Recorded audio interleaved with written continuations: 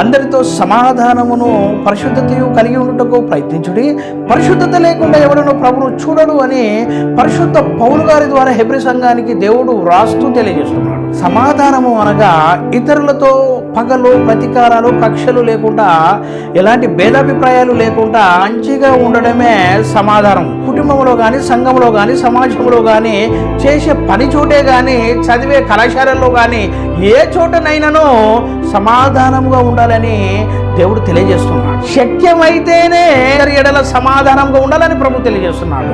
శక్యమైతే అని అంటే వీలైతేనే వారితో మంచిగా ఉంటేనే ఉండాలి అని తెలియజేస్తున్నాడు.